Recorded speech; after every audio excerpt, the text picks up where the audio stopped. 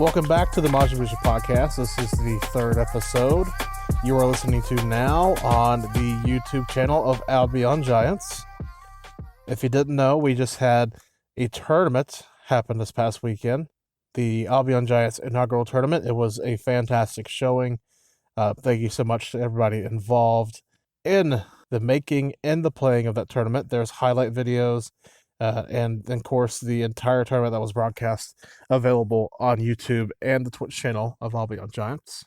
Last week we had shot calls on the podcast and I talked about magical penetration items. So if you missed that, you want to check that out now. But this week, if you've already caught that one, I'm going to talk about the patch notes. Then I'll be talking to Fuzzy about his casting ascendance in the past year. And then I'll be talking to KittenOfDoom about being an Olympian and how they impact the Smite community. Before we get to any of that, though, let's talk about tournaments coming up with the Albion Giants. We have a lot planned for the next several weeks. So you're going to want to take a pen and some paper, jot all this awesome stuff right down, put it into your calendar on your phone, put it into your alarms on your phone, tell all your friends, bring some friends. You're going to want to play in all these amazing events that we are putting on for you. We want to try to cast most of them. Some of them will not be able to, and that's just a part of life, and that's okay. But here are the tournament dates we plan to do and the tournament style. March 22nd, the Arena Assault, which means we are taking part of the assault rules and applying it to the arena map. We're taking the random pick, the 3,000 gold, and the level 5 aspect. Of course, in custom game modes, you cannot have the ability to re-roll, so what you get is what you get, and that's that. It's a way of keeping it fair, and we want to make this, if possible, a Swiss-style format or a pool-based format that turns into a bracket. We'll see what happens. April 8th, EU Conquest. So when I say EU Conquest, NA teams are allowed to participate, but unless they are playing another NA team, must play on the EU servers, as it is a EU-based event. So keep that in mind as well. April 15th, EU Arena, same thing applies for that as well. April 26th, Trial of Giants. Now, we want this to be open to everyone, if possible, from both regions. Trials of Giants, basically, you get a random game mode against whichever team you're paired against in a round. And once those trials are set and complete, whether it's an assault mode or a conquest or a joust, it's all 5v5. So we will see who can be the best of the best in their trials and see what they contribute from them. After that will be a quarterfinals bracket, so long as we get at least 16 teams. May 6th, in a conquest. So the same rules apply here. If you're an EU team, you can sign up. Just you have to play on NA servers for your matches, unless you're playing another EU team. By the way, we plan to try to match up teams from the same region in the tournament, in the same part of the bracket, if there's enough to do so. If not, then you just got to deal with it if you want to play. May 13th, NA Arena. May 27th, NA versus EU Conquest. Oh boy, this is back to Worlds in Season 3, 4, and before. So we want to do an NA side bracket and an EU side bracket. And we want to have a finals that features NA versus EU and a semifinal that features NA versus EU. So this is what this means. Since NA is on the left-hand side of the name for this tournament, because there will be a EU versus NA later on this year, NA is the home base for this tournament. So you're doing best of 3 in the finals and the semifinals. Whoever is a home team gets first game on their server. The next game goes to the opposite server. So in this case, first game's an NA server, the next game's an EU server. If there's a game 3, it goes back to NA. Whenever we do EU versus NA, it'll be the opposite of what I just said. It'll be EU first game, NA second, then EU third game. It's the only way we can figure out how to make it fair. Everybody's just got to deal with ping to make this event work. And then June 7th, we're going to do another Trials of Giants. We're going to try to do a bigger version of that if possible. If not, that's okay. But that's all the tournament information I have now for we'll you talk right about now. the Let's patch get back notes. to the podcast. Patch 7.3. First thing that is touched is the Blink rune. It's getting its cooldown increased by 20 seconds, but more importantly, the range is going down by 10. So it's going from 120 to 140 on the cooldown at this base form and decreasing the range from 55 to 45. This means you could potentially step on a ward before you blink now. That's really it. Even then, you can counterplay that. I don't really care about the change myself. Upgraded blink, it stays at 120, but the range is still nerfed to 45 seconds. Mace got its cost decreased from 700 to 650.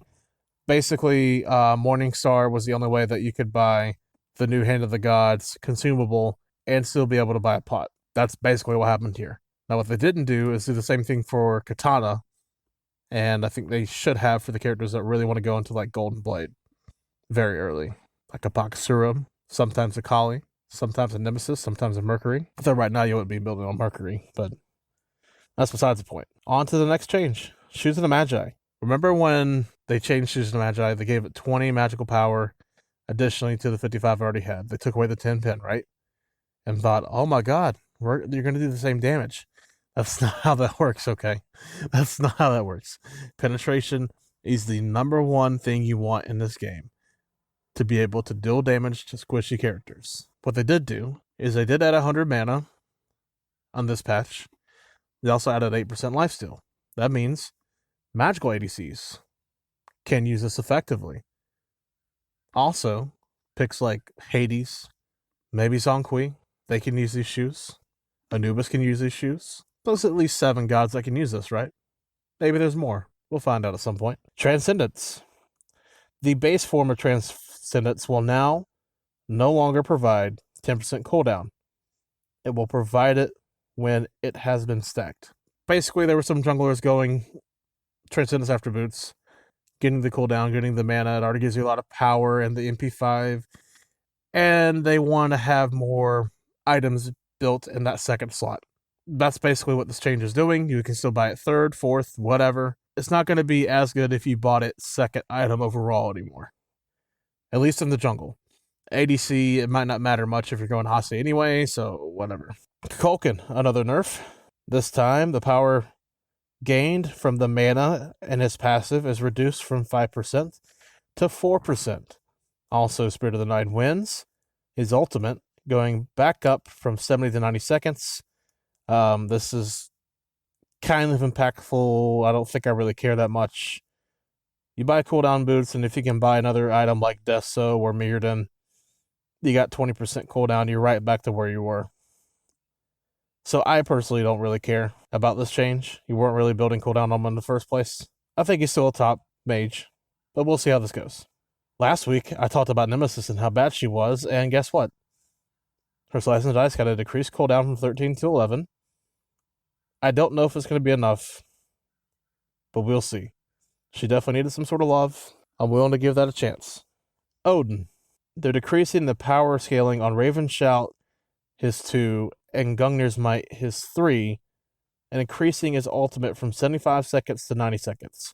The problem with this is he was building half damage in jungle anyways, so this is not very impactful overall to his solo and support viability. In the jungle, he's still a top jungle. There's no reason not to still play him jungle. He still does a crap ton of damage. Vamana was buffed last patch. They're not reverting. They are shifting how he gets his movement speed now. It was 3 stacks of 5% movement speed to max to 15. Now it's 5 stacks of 3 to get to 15. So a little bit of a change there. That's all for the bonus balance section. Now for the normal section that'll be live on March 24th. Mage's Blessing increased the power from 20 to 30. I don't care. If I can get tier 2 Chronos Pendant that has 50 power and 20 MP5 on it, why do I care about getting Mage's Blessing at all? Don't think you want to pick it up. Maybe you do. I doubt it though. We'll see. Enchanted Ring, the tier 2 was 1100, now it is 1300, and they gave it another 15 power. Went up from 40 to 55, so that's the second item already that's helping magical ADCs. Devourer's Gauntlet. Devourer's has phased out in current builds due to Bloodforge and Transcendence Rushes, but here's the thing. It's really getting buffed because the popular build for ADCs right now that are building crits, it's Bloodforge, Ninja or Warrior Tabby, Aussie after that, so you get that crazy amount of lifesteal, 30% base lifesteal off of that, not including the passive coming out of Aussie. After that, you're getting Rage. Maybe you get Rage before Aussie. Then you're going Deathbringer and Xe, whichever slot you want to build it.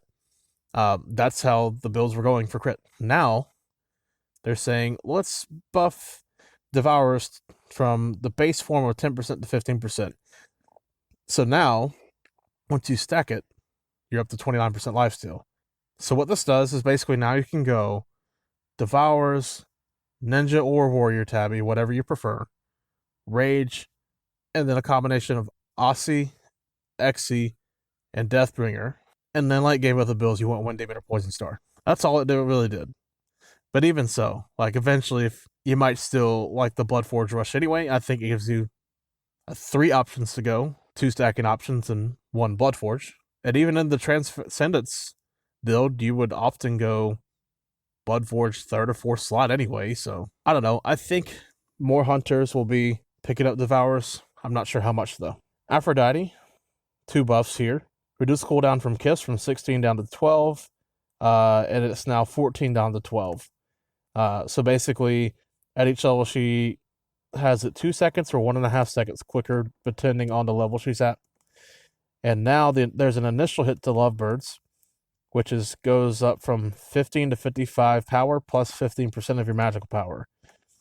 Basically, she can now clear at level 7 with cooldown boots again. That's pretty much what this says. She'll be better in mid, maybe solo, but I don't know. We'll see. Cerberus. And I'll go ahead and say Sobek here as well because they got the same treatment as far as the base stats go. The HP 5 per level is increased from 86 to 95. Basically, in the end game, when you're level 20, you have an extra 180 health compared to now. Your base, which is about 2,500 as a warrior, and these are 2 guardians that are warrior-like as far as Celine goes. So now they're going to be up to 26, 27, somewhere in that area before the end of the game. Speaking of Sobek, I just spoke about him. I'm going to go ahead and tell you the other buff. Increased healing from hit from 20 to 60 on a Sickness Strike up to 30 to 70. Basically, he gets 90 healing every 12 seconds or twice a wave at level 1. So he does 160 damage and heals for 180.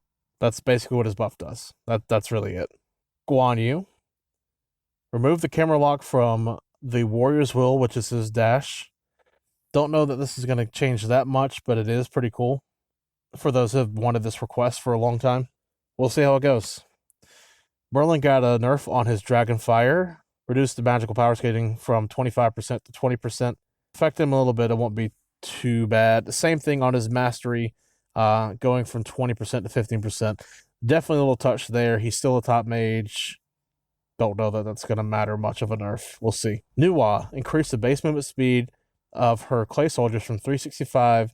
Now scales depending on the points you have in that skill from 365 all the way up to 425. Decrease the cooldown to 16 seconds. This is a great change for Nuwa and Nuwa mains. She actually might be more viable in mid now. Maybe ADC. The whole Nuwa ADC trick. If you don't know about what I'm talking about, basically you put a hunter in mid and you put her in ADC and you let her build to late game and do a ton of damage. Alaron. This is the one where I'm kind of going WTF at in this whole patch. Because not only did you get a buff to the ring, the Emerald Ring, not only did you get the new ADC boots for magicals, I'm calling it that because it's going to be picked up. The 8% lifesteal, the mana, the 75 power. Alaron also got his passive increase from 50% critical hits now to 60% critical hits.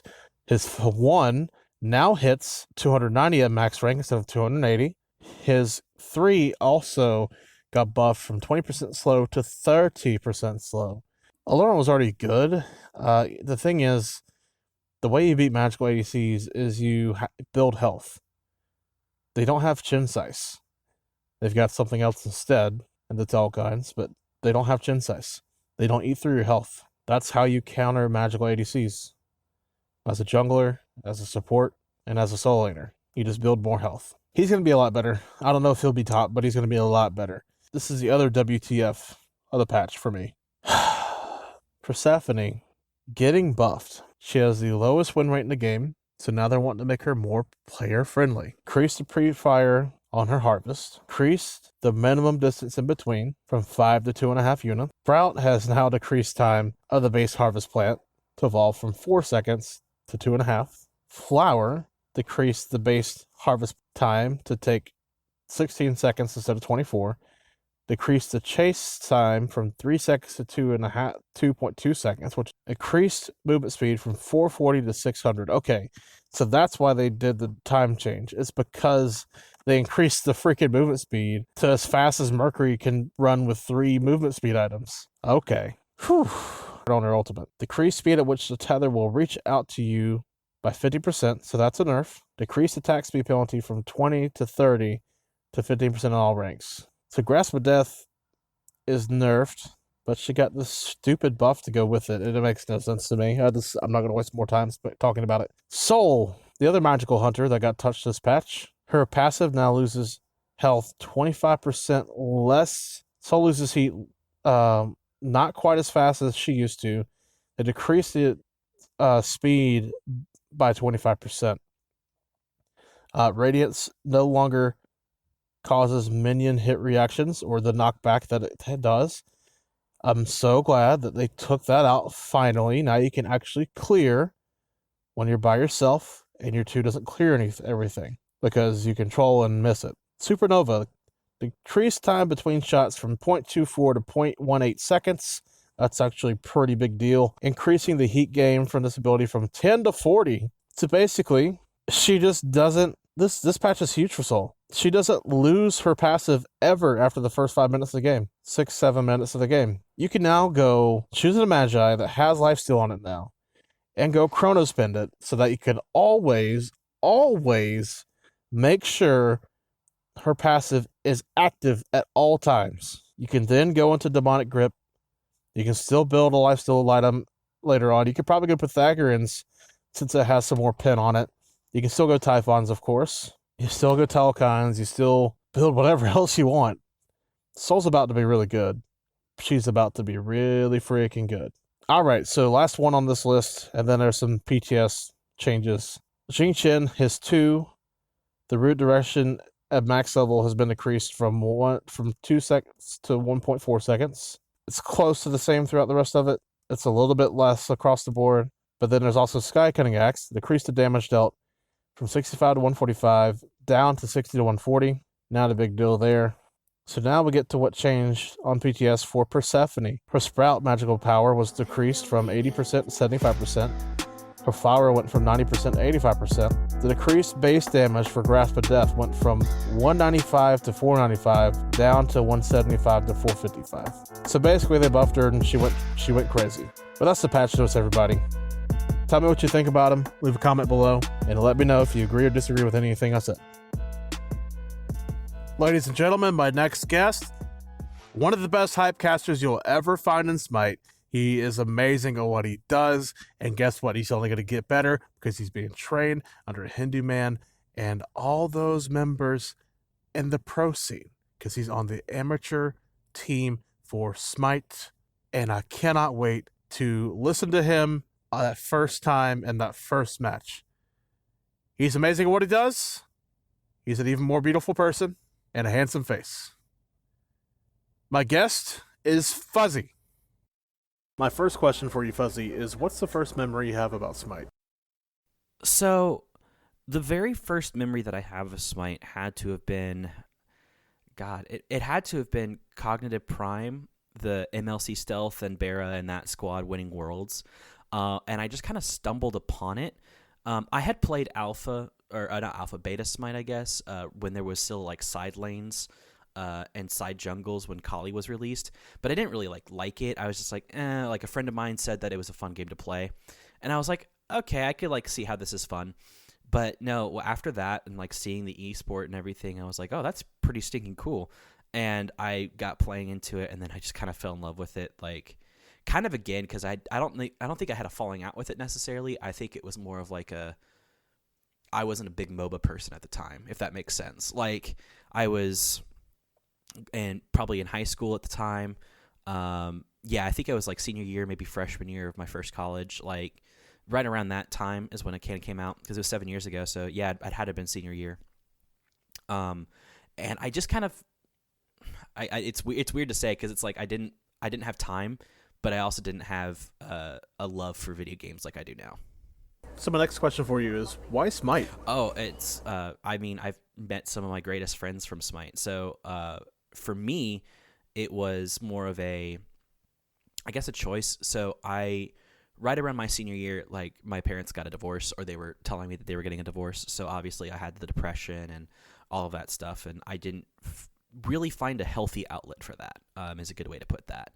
So I went into, drinking and not being a very good person. And then I decided that I was going to change that. And I kind of just went from, instead of partying, to kind of being more of a, not necessarily an introvert, but more of like I want to keep to myself kind of person. And so that's when I rediscovered, I want to say, Smite again. When I was playing it on my laptop at TCU. And God, it was so much fun. I enjoyed the heck out of it, and I met some great people, like people who were teaching me the game, who were at that point, some of them were just like in that like minor league area, like they were masters and diamond level players, like they were smurfing, and they found me, and I was just like a genuinely nice guy, like in the Curse voice. I don't know if anybody remembers that, but when Curse was partnered with Smite, so whenever you had Curse, it would throw you into the lobby. I was just talking to them and having a good time, and yeah, I was feeding, and I'd tell them, I was like, I don't know what I'm doing. I'm just going off the recommended builds, and they're like, here, let me help you. And just from the here, let me help you, I've never heard that from a game before, especially from a game like League of Legends or anything, or Dota. Everybody's like, if you don't know what you're doing, get out.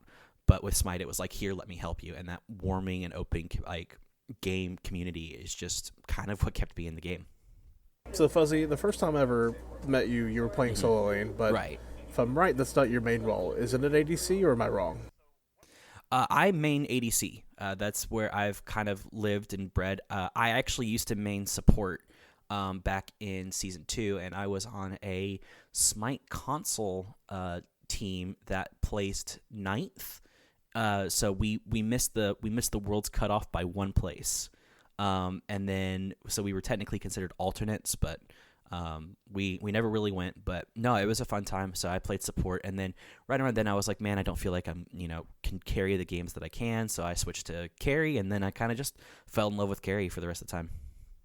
So what was it that helped your transition from ADC to solo? Are they similar as far as the laning phases go, or are there a lot of differences? And did any of that help you transition into casting? Like, you were able to learn more from playing more than just ADC. You learned an entire new role, and then it helped you for your casting, and now you understand something that you didn't before. So when I made the transition over to solo lane, it was kind of funky. That was, again, Smite has a weird way of how everything works, especially in the universe. When I was asked to be on a team, I was going through divorce. My wife had cheated on me. Now my ex-wife, she cheated on me, and she kicked me out of the house that we were living in, and so I went back to my dad's place. Still, it's still kind of a rough thing, but I'm always open to talk about it with anybody. And I kind of just needed my friend group and needed my community again. So I turned to Smite, and I saw that, hey, someone was like, hey, there's this like Exilium League, like where you could play Smite competitively, like you should like try it out. And I was like, okay. So I like threw my name in the ring of like, hey, I'm gonna look for a team. And then I was approached by a good buddy of mine who I've known for God knows how long, Vengeance, TIH Vengeance, and he was like, hey, I got this team. They didn't do so well in the very first split of Exilium, but they're looking for a solo laner. Do you think you could do it? And I was like, yeah, I can try it. And so the very first game that I had was that crazy Aphrodite game where I had like 300 ping and I was like ulting under tower because people were running at me on my screen but not on theirs. So it was not a pleasant experience to say the least, but we did somehow manage to pull the win. Don't ask me how we did, but we did. And it was just a fun time. And so then I kind of just I think the play that carries people underestimate the fight that you have to do in carry. So your main intention is to farm the minions and farm XP as much as possible, but you're also trying to, while doing that, farm damage at the same time, which is essentially what the solo lane does as well. They're trying to group up the minions, try to make sure that they can get it, but with carry, it's more of a long distance, and with solo lane, unless you're playing like a mage in the solo lane, which is still viable, you really just want to like try to group up the minions around you as much as possible so you can clear them as quickly as possible so that you can get more poke off. So that kind of strategy was still in my head. Now, granted, I hadn't played the matchups like I had played in the carry lane, so learning the matchups was like my biggest crutch. But it was the same concept, except instead of it being 55 units away or 60 units away, it was right in front of me. So at the end of the day, Fuzzy, what really helped you get better? I think for me, it was I had to relearn a new game. So when you're playing a role for so long, you become complacent in your knowledge of that role, right? So when I was playing support, I became complacent and I felt like I was a good enough support to move on. I wasn't. When I got to carry, when I stuck with carry, I was a decent carry. I was, consistently in the like mid to high plat with a little bit of times of low diamond, like in console and PC. Like I knew what I was doing and I became complacent with it. So I didn't learn the game. So then having to go into the solo lane and say, the game that you know of Smite is completely different over on this side of the map. Like, all those friends that you have over there? Yeah, they don't exist. It is now you and the person in front of you, and it's literally just becoming a duel at this point. So I had to relearn how to build, how to group up minions, how to farm efficiently, where can I farm, where wards can I place, and I just started like beating that into my head over and over and over again to the point where it eventually I had some private coaching with some people, and then I had, I was just trying to soak in and absorb as much of the game. And the way that I kind of transitioned over that to casting is I know the mid lane, I know the carry lane, and I know what the support's supposed to do. I never knew what the solo was supposed to do. So then, now that I know what the solo is supposed to do, I can cast efficiently, and not only that, I can also guide the audience's attention towards when a big team fight is happening, why that team fight's breaking down. Is it the solo laner causing disruptions in the backline so that the support is trying to peel for them? Are the damage dealers too weak because the jungler came in with the solo laner? Like there's many aspects upon that I learned that I had no clue when I first started playing solo. So those things when I was first casting, I knew the game, like I knew strictly like what the game was and everything, but now that I have that level of understanding of the game and what all the items do and how to counter build now, it has just like gone up exponentially. So obviously you're a caster for Smite, but my question to you is there a passion there, or do you just enjoy doing it? So yes, obviously the answer is yes, I have a passion for casting. Was it intentionally what I wanted? I'll be honest, no. I think that... So not a lot of people know this about me. A few people have made fun of me for it, and I'm calling Wraithen out specifically because he sucks, but I love him at the same time. A lot of people don't know that I'm a professional actor. So I do voice acting. I do theater work. I've done movies. I've done television. I've done commercials. Like I have done all of that, and I've lived a pretty good life with it and made a decent living with it at the same time. When the divorce happened, I kind of the wind knocked out of me, right? And to be fair, I can't say that it has always been that way. So I did apply for the caster back, when Finch was first joining and everything like that. Like I did apply for it, and I did not get in. So you did not see me. Like that was back when like Blur and everything like that. So that kind of took a damper on like, okay, I guess maybe casting isn't for me. So I'll continue on with acting. And then when the divorce happened, that's when the voice acting started taking off. And at the same time, the casting started taking off like just as quickly. And I was like, holy crap, like this is so new to me. So and anybody that knows me personally, they know that whenever I put my mind at something, that I'm going to do it at 100%. Like there's no like downtime for me if I'm not listening to me VOD, like, so the way that I've always learned how to do this is kind of, so my dad is a not esports person, but we are a sports family. Baseball, football, we'll even watch some basketball, hockey, like stuff like that, like whenever it's like finals and stuff, but most of the time we'll sit around and watch baseball and football. And he said, when I was like first trying this out, he said, if you cannot close your eyes and listen to you cast and you cannot see what is happening, then you shouldn't do it. So that was like the first instinct of, oh, I should probably learn how to do that. So I usually take away all of the, I turn off my monitor and I just listen to me casting. And if I don't understand what's happening, I write down what I thought was going on, and then I go back and listen to the video. And that's just a little bit of how I process everything.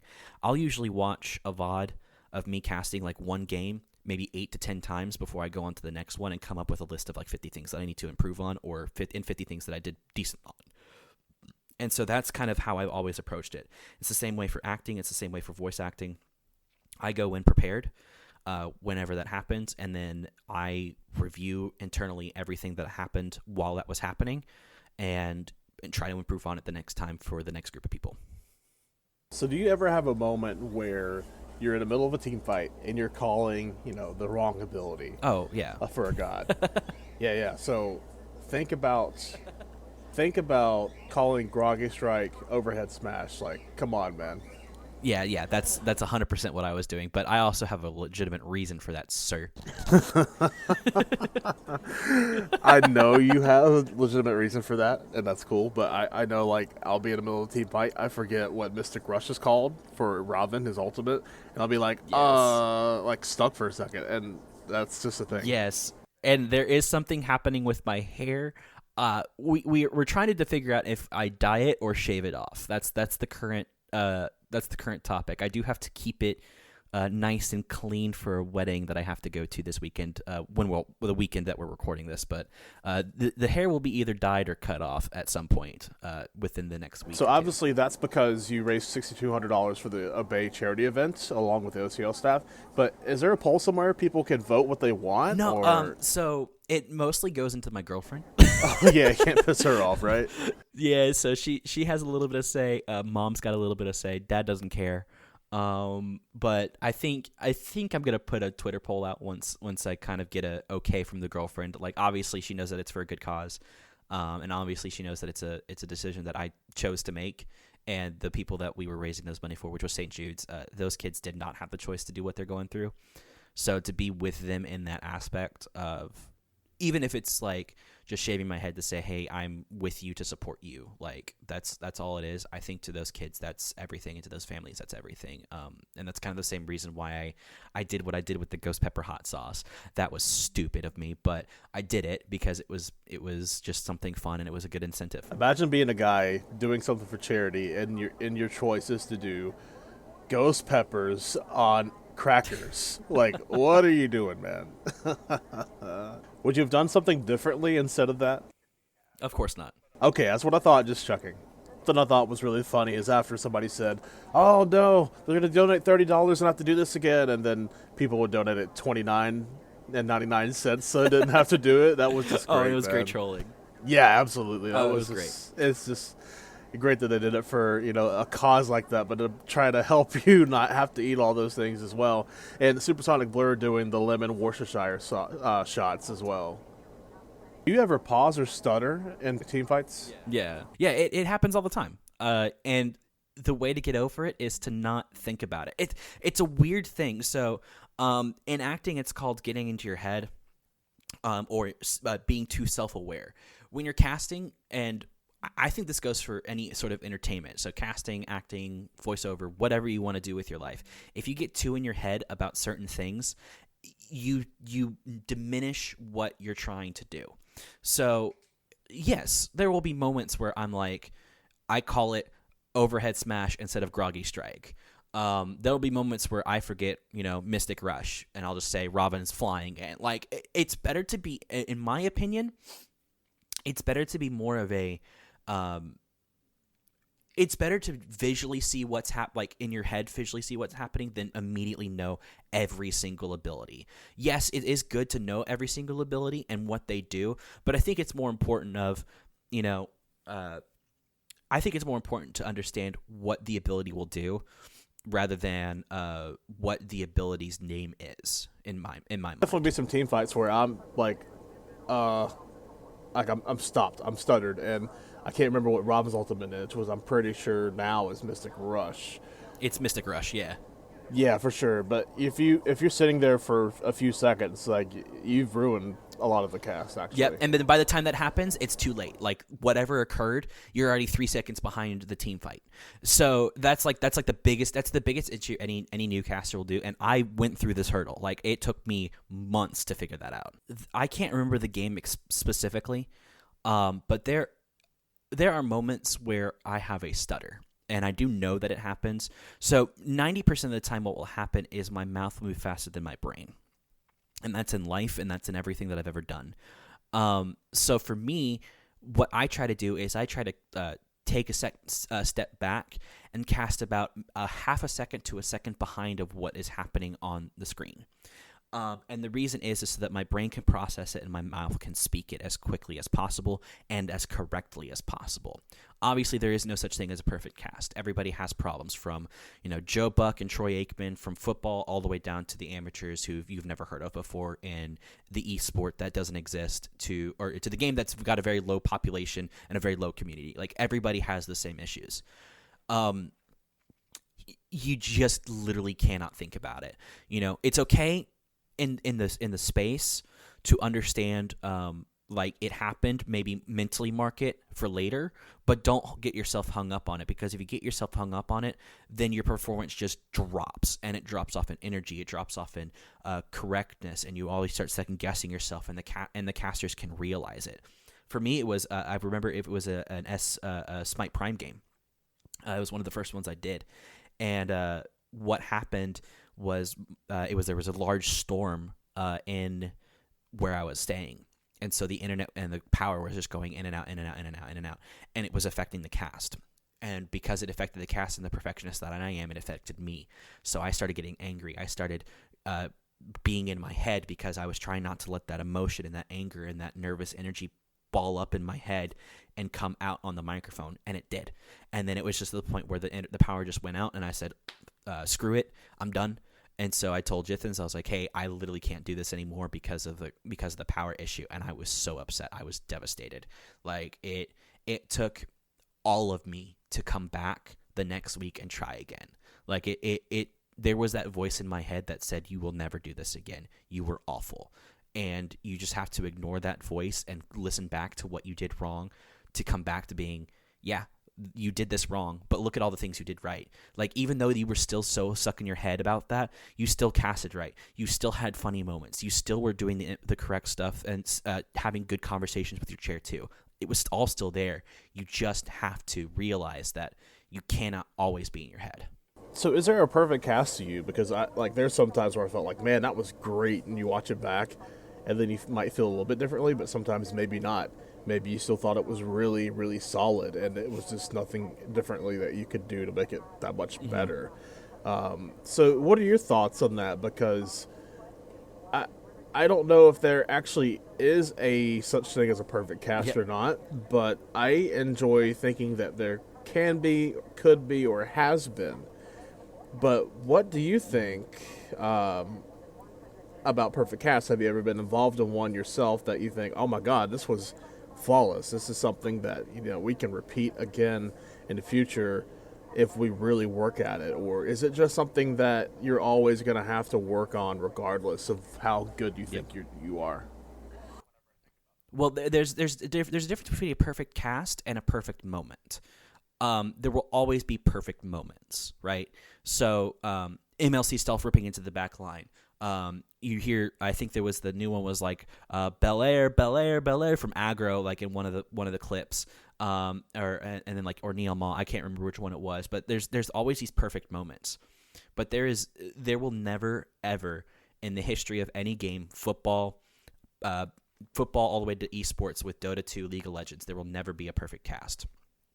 Once you get that out of your mind, the world becomes your oyster. You can get as close as you can. You can reach as the goal is to see that there is a perfect cast. You don't stutter. You don't use crutch words. You know every ultimate. You know every ability. You know every second cooldown. Every item that's in the game, and every nook and cranny of like where there's a new wall that was added, where there's a bug, and you can literally go all to that. Does the audience care?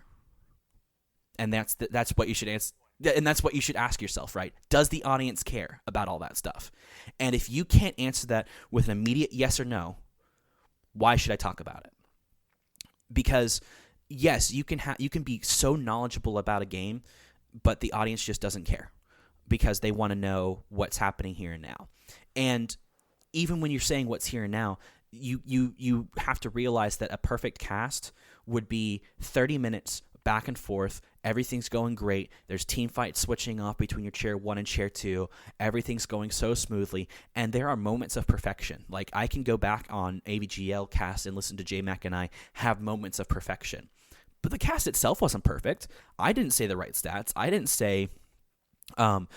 call the right team fights. I stuttered. I used crutch words. I held the mic too long. Like there are no such things because there's little tiny things that you can always get.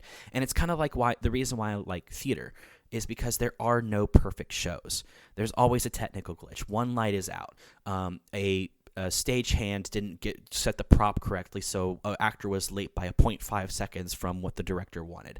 There are no such things as perfection. You can strive to achieve it, but there is no such thing as perfection. So then when you're casting and when you're doing anything that involves like the entertainment business, because I have to go back to the entertainment business because that's the only thing that I can think of to compare it to, or even sports. There is no such thing as a perfect game. Like obviously, if you pitch a perfect game, it's 9 innings, no hits, no errors, everything like that. But look at the rest of the team, right? The rest of the team got you there. There's no errors, right? And you had a game plan with your catcher when you went in there. Everything is involved as a teamwork. And if one member of that teamwork, then a perfect game, a perfect cast is gone. So if you get that perfection out of your head and realize that, yes, I'm going to make mistakes. Yes, I'm not going to get everything correct. Yes, I'm going to go back and watch what I did wrong so I can achieve that perfection. That is when you start growing in your casting ability. So your ascendance in the last year has been astounding. When I worked with you in Exilium for a couple months, I always loved casting with you and Glacier. Because it was me, you, Glacier, and Waffles for the majority in the very beginning. And then I lost you and Glacier. Waffles stayed around to help me out, but, looking back at it, I think you guys probably made a good decision in your eyes. And I think that it's helped transform the OCL the way it has recently. But talk about your ascendance, because you've gone from amateur caster nobody knew about to now on being on the amateur team that, you're with JMac, you're with Jithens, Lermy, and Alpha Jackal. It's amazing. Yeah.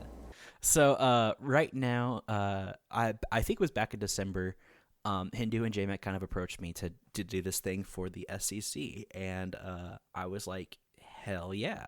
So, because when the job opening opened up to be a caster for high res, no one knew what was going to happen because they had Taco leave, they had F. leave, and they had Tolly. Thank you, Tolly move over to Dev, right? So they just immediately lost 2 chair 2s and a chair 1. And that's scary to people. Like he was probably the best. He's probably considered one of the best chair 2s in Smite, other than Aggro. I think him and Aggro, obviously Aggro being the ex-pro, he is so knowledgeable about the game, and it'd be great to cast with him. But I think Tolly is the same way. He's so knowledgeable about the game of Smite that he wants what's best for it, and I think that he knew that his time at casting was done because he wanted to make it as best as possible for him when it came to the game. So him going into the dev made sense. So obviously, me and JMac, we all applied. Like there was no doubt in anybody's mind that the people that they thought that were going to apply applied. But when we were told that, you know, we all kind of speculated that Gore was going to bring in because he was originally a Smite and he works at high res with Paladins, and he's very knowledgeable about the game and he's very passionate about both games. And if you ever watch him cast, you can clearly see that. We didn't expect Dolson, but I'm proud of Dolson because he is killing it. He is absolutely destroying it. He's doing great on desk. He's doing great on casting chair 1. You can see that he's passionate. You can see he's having fun with everybody, and I really, really enjoy watching him. And to be honest, I didn't know Mifflin. I knew he was I think he was a pro console player. Like I knew of him, but I didn't know him. So when I was listening to him cast for the first time, I was like, holy crap, this guy is good. Like it it didn't feel like Tully ever left. Granted, everybody knows that like there's still again, you can't reach that perfect cast, right? But yeah, no. So it's like you can't reach that perfect cast, but man, I don't think anybody could do what Mifflin does right now. And just to see that, I'm like, yeah, I've got a long way to go.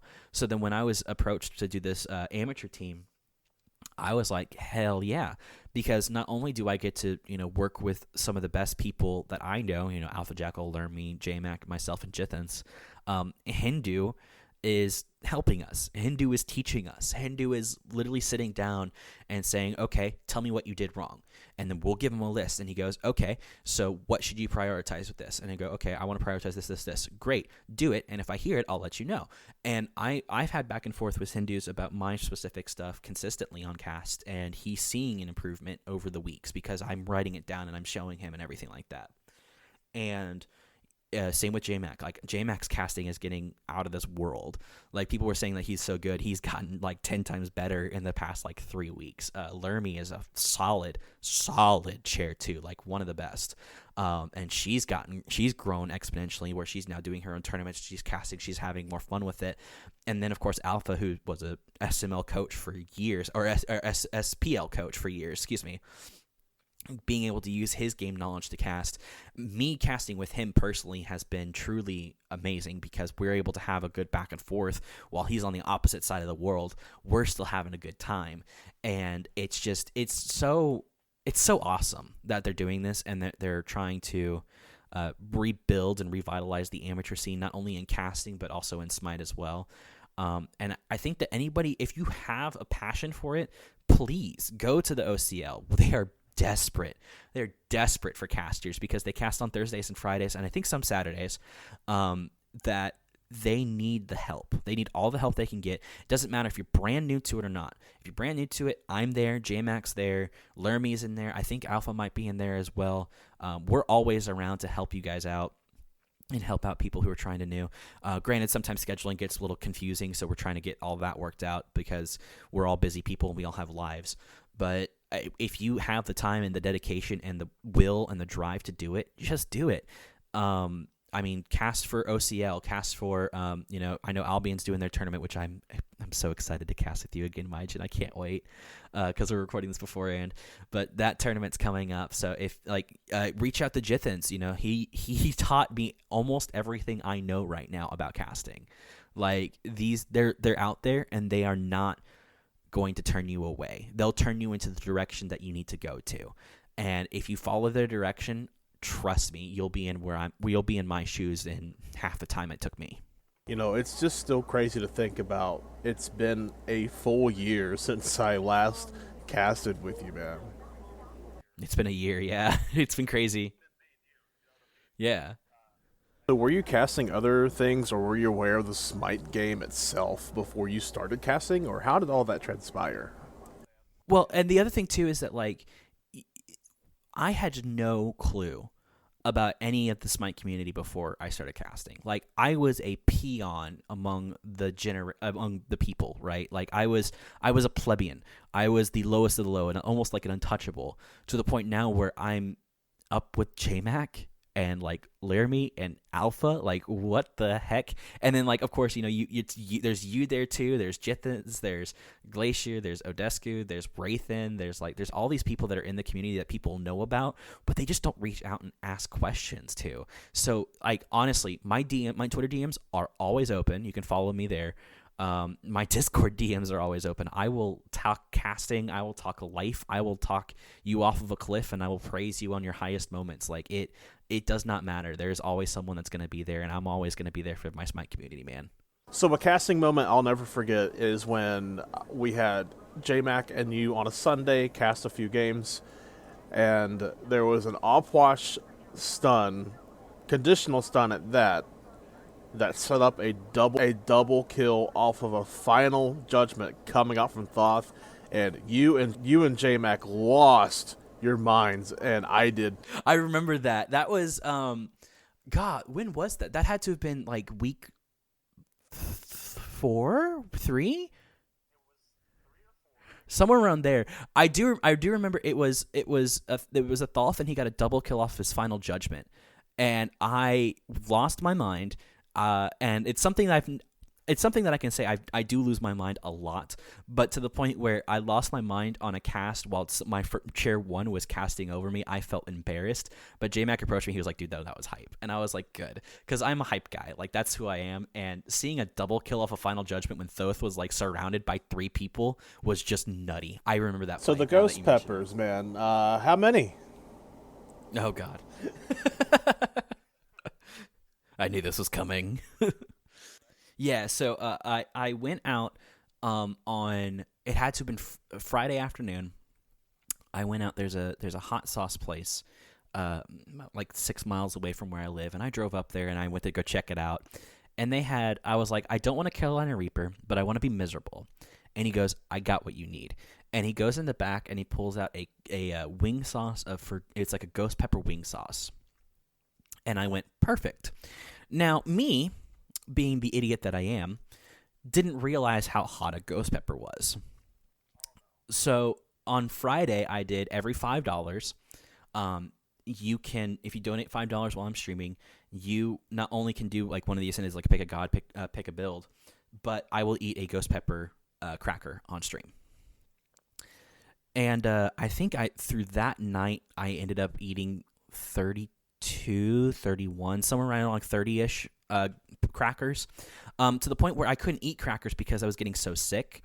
So instead of eating the crackers, I was like backlogged like 20 or something like that. I just actually took the hot sauce and chugged it. And chugged, I would say the equivalent of like maybe 5 crackers each time. And thinking about it now just made me sick. But so that's what happened then. And then I was an idiot again and said, maybe if I do it for $30 during the cast with Hindu, that we can pull out some more money. So I bumped it to 30, and the donations started flying in, and I was like, crap. Like, I have to cast with the person who is my boss and mentor, who is teaching me how to cast, eating a ghost pepper cracker, like hot sauce cracker. And it was all worth it. It was so much fun. And there were moments in time where I just remember, like, after the cast was done, I went down to like our little waiting room while we were on break. And the entire team just busted a laugh, and I'm crying because of the pain. I just go, Hindu, I'm so sorry. He was like, what for? That was fun. And I was like, well, and I'm so thankful for Blurred for keeping up with the tradition after doing that with the Worcestershire and lemon juice shot. That was pretty dope. And then yes, there was a picture on Twitter. I did do it after the cast, but I did have a blindfold on for half that cast because someone donated $100, and I wanted to see if I could do it, and it was difficult. That's amazing once again that you guys raised so much for St. Jude's for your all-star event. And Fuzzy, I loved having you. You know, I love you to death, man. You're just an awesome person to be around, and you're just as much of an awesome caster as you are a person, and that speaks volumes about you. So where can people find you? What do you got planned, and what's going on with you? Before I let you go. Yeah, so you can find me at twitter.com/Fuzzywuzy01. One Z on the Wuzzy, so it's FUZZYWUZY01. And right now I'm doing audiobooks. I'm in class. I'm working with the SEC amateur team. And I'm also doing a voiceover project that cannot be mentioned currently. That's all I can leave you with. So much, boss. Take care of yourself. Thank you so much. You as well.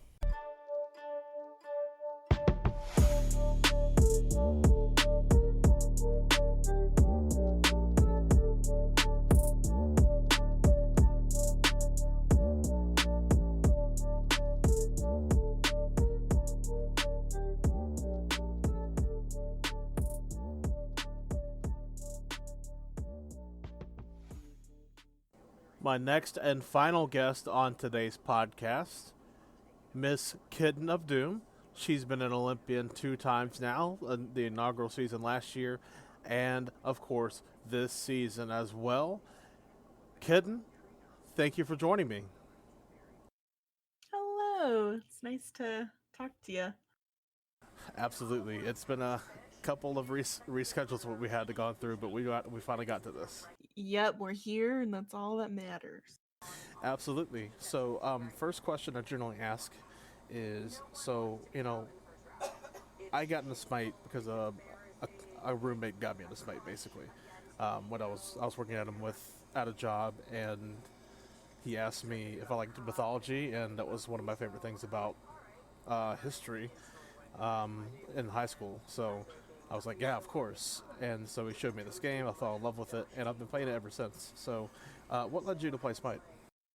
So, actually, my husband was playing it back on Xbox, I think, when Season 3 came out. I knew nothing about it, but I just saw him playing it and thought it was interesting, so I decided to make an account. And what got me interested in it is he told me that it's like a MOBA, and I first started playing MOBAs when the original Dota came out, when it was on Warcraft 3. So just always been a big lover of MOBAs, and then I saw that it had the mythology aspect and like the different camera angle of the third person. So, and like instantly fell in love with it and never really gets boring. I'm still here. That's great, and I'm glad that you're still here because otherwise, we wouldn't have Olympian Kitten of Doom. I know, right? And yeah, that was pretty crazy too, because when like 2 years ago in 2019, when they first announced it, I was like, wow, this would be so cool. And, to be able to get elected in that. So just, ran, and then we got pretty good response from that, and it's been history ever since. So That's awesome. So, as far as your streaming goes, how long have you streamed Smite since you started playing, or did you wait a while? When did you decide I want to take that on too? So I can't remember what year it was. It might have been I'm trying to think. Maybe like 2018 or something like that, but I don't think like at first I was just getting used to Smite and everything in season 3, and then it was like the only game I played like every day. So then once I got a good understanding of it, I first actually started making YouTube videos, and I had like crappy equipment, and obviously the videos were horrible because I would like try and upload a bunch of Xbox clips and like edit it with the Xbox software and do like voiceovers. It was so bad, but yeah, just kind of did that. And then I didn't even realize Twitch was a thing until a little bit after that. And I think people were saying, hey, you should stream, and then just got into knowing how to do all that and get a capture card. And I think when I first started streaming, I had a laptop, and then so I had like a big TV that I would play on, and then this tiny little laptop where I would see like chat and everything, and it was like super podunk, but it's where everyone kind of starts sometimes. So, but I think it was like 2018, not positive. Yeah, I don't, I didn't start off with, the greatest equipment either, so that's definitely a common thing. People are like, I want to do this, so then they do the best they can with what they have, and then eventually, like, they upgrade small things over time.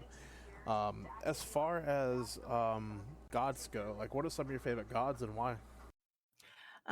Favorite of all time is Scotty. She actually was the newest god when I started playing, like early season 3. And I didn't know the whole patch schedule and stuff. I saw her as a revealed god, I think, on YouTube, and I was like, where is she? When can I play her? Because back then, Xbox didn't get it until like the week after PC or something. But then, yeah, she finally came out, fell in love with her, just loved all of her abilities and lore and everything. I think she was my second diamond, but Kukulkan was my first.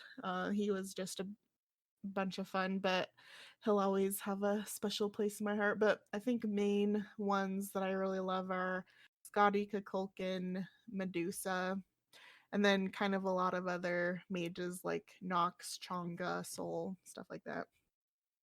There's definitely a variety in there. It sounds like auto attack heavy, but also like some ability bases in there as well. So hmm I guess you mainly play the hunters and mages. Then, is that all you play, or do you generally have a variety? Those are my two main classes I like, but I also really like guardians as well, because in Conquest I mainly do like mid carry and support.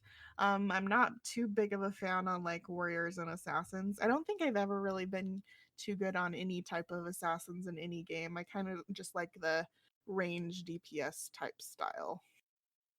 Well, everybody has their style, so I can't fault you for that. I myself, when hmm I was starting out, the first god I ever played was Thanatos, and it was a co-op because back then, it might still be the same now, but you had to play so many games of co-op before you played against, normal players. And I was just so amazed by, oh my god, I remember reading about this guy in history class, and how the lore was impactful with it, and he's got this hovering death ultimate.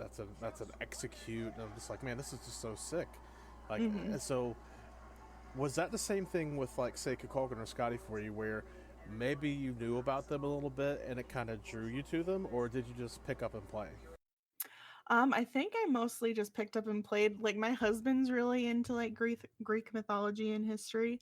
I wasn't too much into it. I of course know like the main big gods, like Zeus, Athena, Medusa, stuff like that. But I think it's mostly I just saw their abilities and the play style and then fell in love. Like I feel like Kukulkan was a really good beginner friendly god that I gravitated towards. So that's kind of how it was a little bit. And then I think just with Scotty, I think she's kind of harder a little bit for newer players, but I think I just kept practicing and practicing on her until, I could get her down. Absolutely. There's always going to be every god. You basically have to grind some on, and there are definitely some easier ones, like you were saying. Kukulkan, you press 3. Pretty much that's what you Yep. learn early on, and then you understand. Oh, his one hits really hard, but it's also a big time slow. And then you're like, oh, this ultimate, like, it really hits people hard, and it knocks people up. And once all the dots connect, it seems like, okay, I'm instantly in flow with this character. I myself, over time, have switched, like, um, in the beginning, I liked, like you were saying, the mages and hunters, and then eventually I decided I want to learn conquest, and I wanted to learn the hardest role, which I thought was, at the time, was jungle. Ended up manning that for 3 years, and I always played every role often though. So I know you're talking about ADC, mid, and support, but which one would you say is the one you prefer and why? Probably mid. Just because you're just in the middle of everything and there's a lot to do. I feel like carry can be boring sometimes because it's just like a farm simulator sometimes. And I guess that's the same with solo, but sometimes in carry it's fun with your support and if you get some like early kills. But I think mid is definitely the funnest because there's the most going on. Yeah, I can say that too. That was always kind of my second role was mid, and then I still played, everything else just to try to learn as much as I could about the roles, or maybe I was interested in a new god coming out. I remember when I first started playing, a few patches or a patch later, Janus was released, and that was the god you were talking about learning the game on. I think Kukulkan. That was the god I learned on was Janus, and as you were saying, first diamond on top of that. Mm-hmm. That's awesome.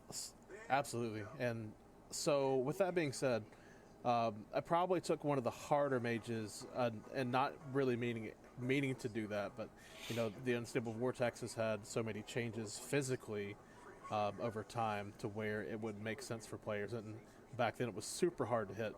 So, have you ever wanted to just, okay, this god is super hard for me, so I'm just gonna grind it for a while, or is there ever a situation like that for you? So I think a lot of gods that are hard for me are the assassins because I'm really bad at like staying on top of someone with the autos, and I kind of rely a little bit more on abilities. Um, so because I think the gods that I have diamond in assassin right now are like Bastet, Fenrir, and a Willix, like those ones. And especially I think a Willix, she was like hard to understand at first because I think when I first started playing, I was like, okay, what does her ult do? It just like changes her purple and she just attacks faster. And I didn't I didn't know that someone had to be knocked up and then you could pull them in. And there was just like a bunch of funny things when I was new to where like I didn't know Scylla could like go to dash to her like sentinel. I just thought it was like, oh, okay, it's just a ward or something. And then Vulcan, I thought he was like a melee range because like he just smashed his hammer and I didn't notice like the little projectile that goes out. So You're not yeah, the it's only just like one, trust me. just a ton of like stuff like that. And then those abilities where you have to hit it twice, kind of like Chalk or Thor. I was like, whoa, I didn't even know. So yeah, it was just super funny looking back at how like newbie I was. Didn't know things. Yeah, absolutely. And then times change, and then, like, eventually you learn that these patches have item changes, and suddenly this item isn't that good now, or it's less good, or maybe Hmm. it's even better. But that's a perfect segue to talk about the Olympian side of you. So, what is the job of the Olympian, and if I said there was a perfect Olympian, what would they do? So basically the job of them is that they're a community elected individual. We have 9, I believe. And it's 2 per platform. So there's like a non-conquest and a conquest focused Olympian for each different platform like Xbox, Switch, PC, PS4. And basically every month we have our own separate private Discord channel with the devs, and we talk there pretty much every day just about little stuff or ideas that come up, and then each month we have a meeting with them and bring up some community concerns and ideas and what we think would be good changes towards the game. And sometimes the ideas go through and they're like, oh yeah, we can totally do this. And then other times there's certain limitations that they have and they can't do, and they just let us know. Before this I had no idea how difficult it is to implement some of the stuff. We're just like, oh yeah, you can just do a switch and have like ranked assault or stuff like that. But then they actually let us know what can really be done and stuff like that. And then basically just every day sometimes I just get random questions or concerns by people and just reply to them and trying to be really responsive and feel like they're actually being listened to. So that's a big part of it. Absolutely, and I know you're one of the Olympians, and for level, he's no longer an Olympian. At least he's not this year. But he would post often, "Hey, what are your thoughts about such and such?" Or if you had any ideas, like reach out to me.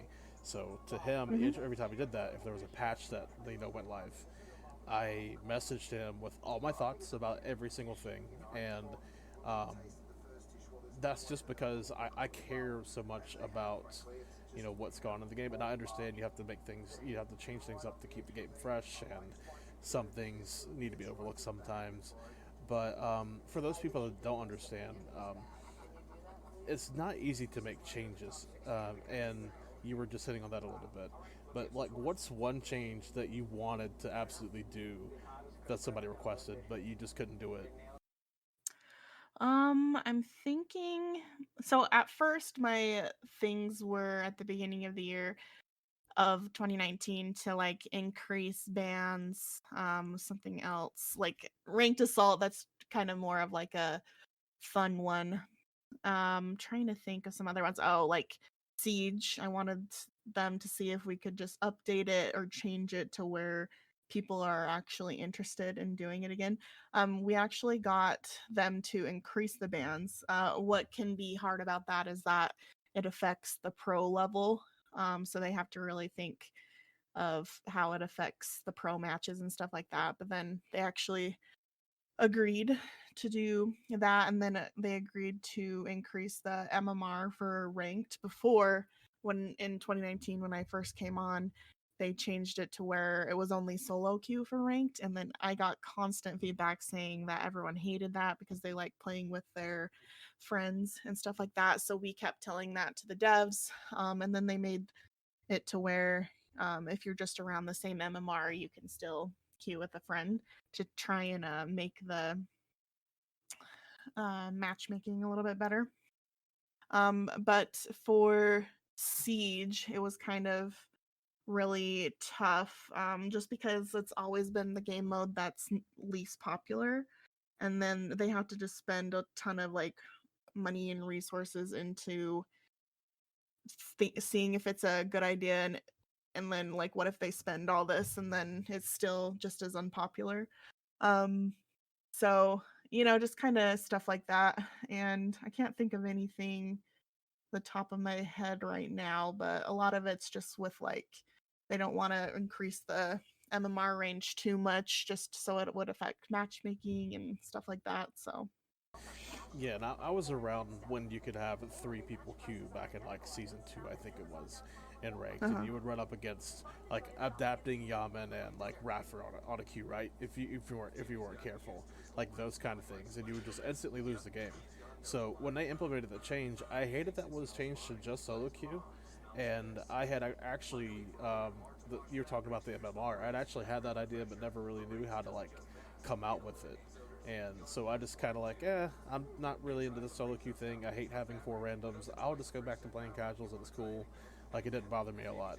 Um, but I really like what was done because now you can still play with a friend. That friend isn't like, say, diamond and you're bronze, and then you get carried into platinum like people were getting done in season 2 and part of season 3. So Hmm. that's one change I was really happy for, even though I don't really play much ranked nowadays. I think it's just like um, better for players to be able to play with friends still. After all, it is supposed to be a fun game. But what is one thing that you wish, oh man, this is something I think we shouldn't have done? Is there anything like that you've ever thought of?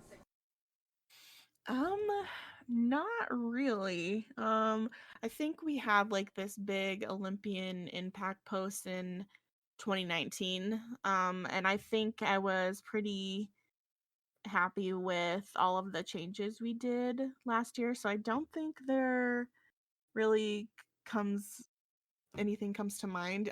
The only thing that's kind of been a little annoying is like MMR.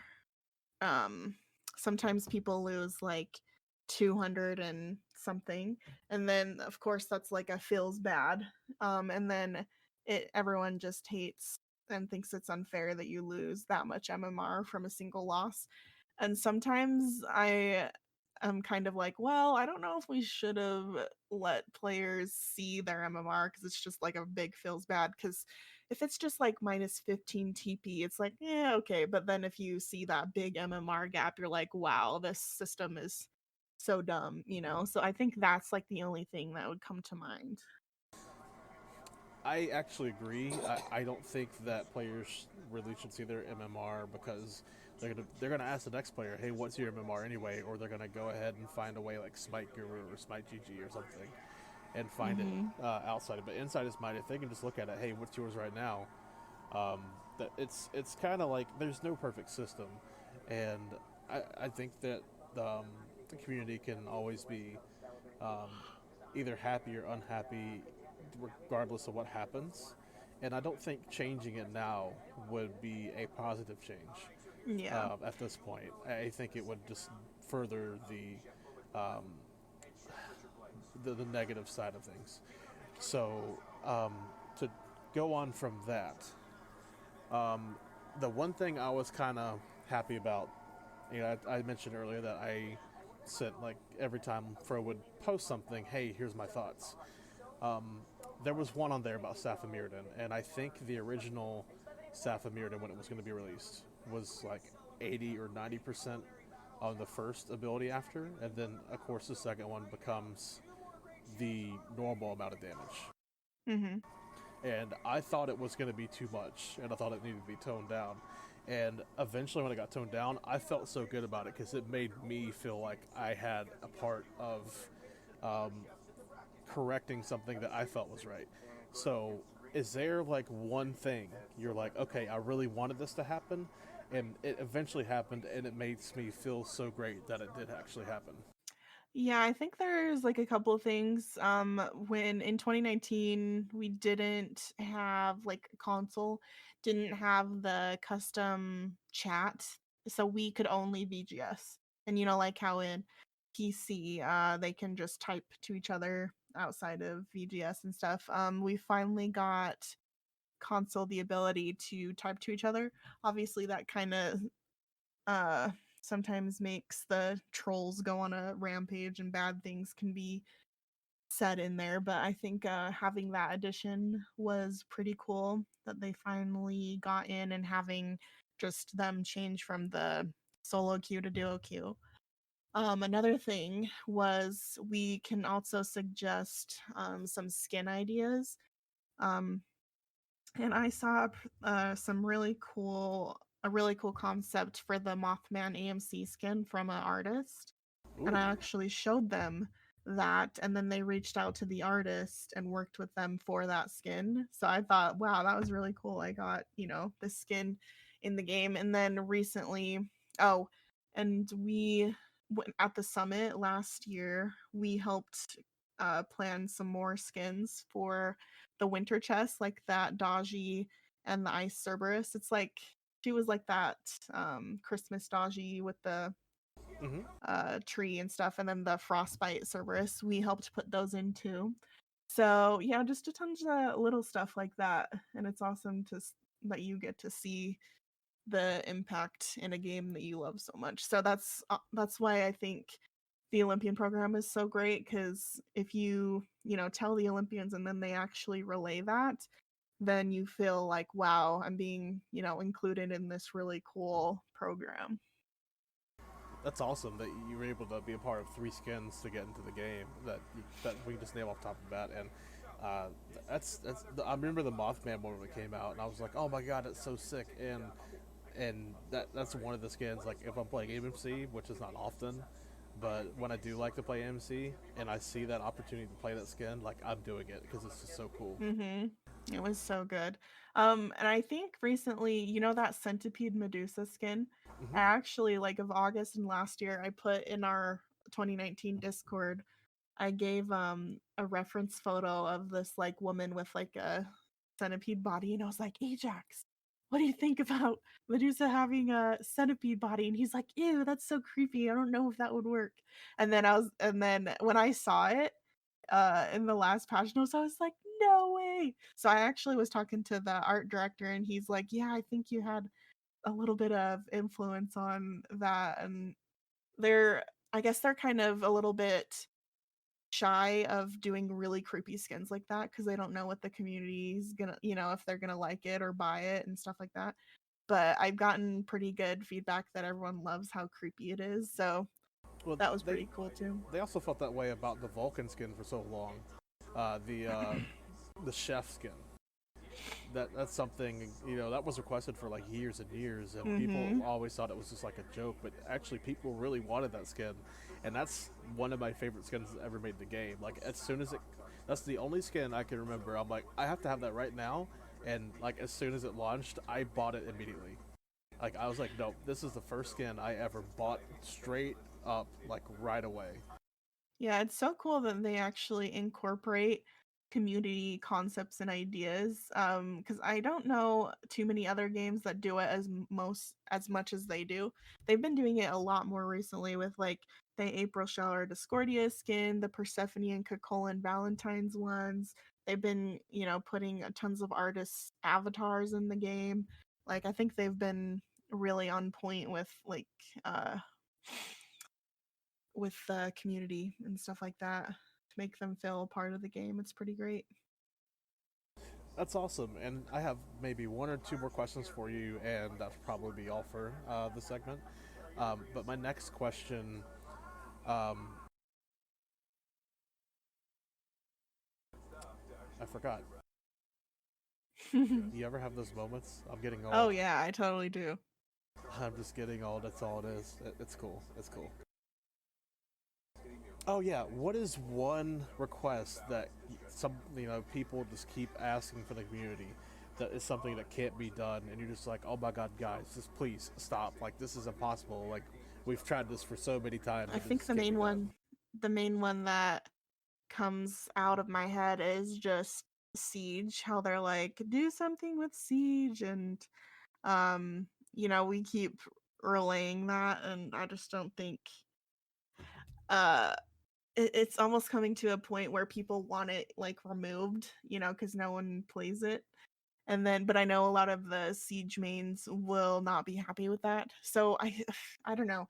I still feel like they need to update it somehow or do some kind of change. And I think people will actually want to queue for it. Um, but that's like the main one I've been getting a lot. Another one that I've been dealing with for so long is the stats, the kills, deaths, and assists on the loading frames. Everyone was really sad when they took those away. I think a lot of us thought it was a bug at first, but then it was actually intentional.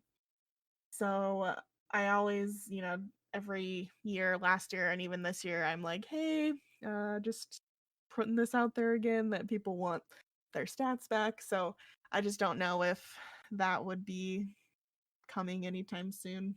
So I think if it's possible, and I know understand like there's so much programming, and then you've got to worry about like getting the imagery and all that taken care of too, and putting it all in sync. But I think like if there was a possible like enable disable feature with that, maybe we could like finally knock that out.